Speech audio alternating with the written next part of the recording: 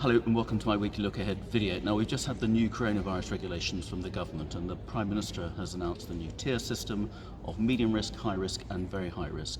At the moment, Worthing and Ada are in the lowest category, the medium risk, and in fact we've had some of the lowest rates for infection across the whole of West Sussex and Ada and Worthing. But that can change so quickly, as we've seen in the cities in the north, Liverpool, Manchester, Nottingham, where the rates are very high and spreading.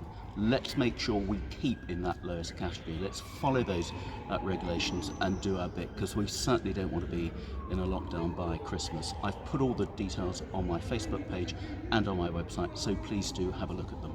And Parliament this week, we've just had the agricultural bill, and a lot of people lobbied me about various amendments to the agricultural bill to do with animal welfare and food quality standards. I completely agree that we need to keep our animal welfare standards the highest in the country, and food quality standards are something we pride ourselves on here. But the amendments that were being recommended last night didn't actually achieve that, and could have been exceedingly damaging, particularly to those developing countries for whom we want to import. And actually some of the recommendations that were being made in those amendments went far, far further than even the EU do at the moment. So I've explained why I voted the way I did and put the details on my Facebook page again.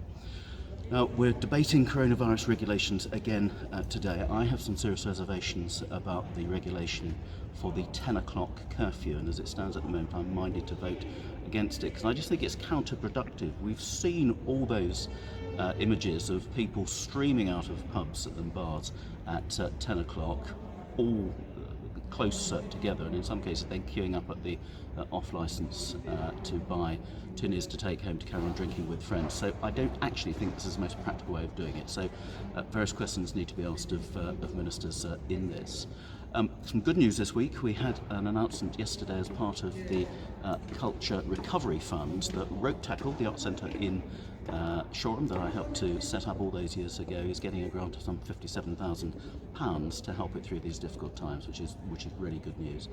This week also we've got the fishing bill, the remaining stages there, which is all about the ending of the common fisheries policy. Still the point of big negotiations going on with the EU. I've actually come up in the ballot to have a question to the Prime Minister this Wednesday. Then we've got more debates later in the week about the impact of coronavirus, and on Thursday we're ending up with the Covert Human Intelligence Sources Bill, which is effectively all about spying and has been a little bit contentious, but again you can find out more details there on the website.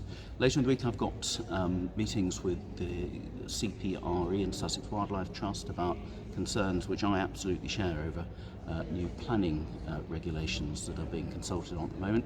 I've got my scheduled surgery at Southwick this week. If you want to arrange an appointment, just ring the office. I've got my street surgery in Lancing. We'll be there all morning this Saturday from 10 o'clock. And finally, a thank you to all those people who responded about stepping stones, the nursery at the family centre in Southwick, which we're trying to save, and also I'm launching this week an appeal for help to keep the Southwick St John's Ambulance hall, where they need to raise some money to repair their roof, and if we can do that, then they're going to keep their hall there rather than close it because of the financial pressures that they're facing at the moment. Again, more details on my website. So another busy week, lots going on.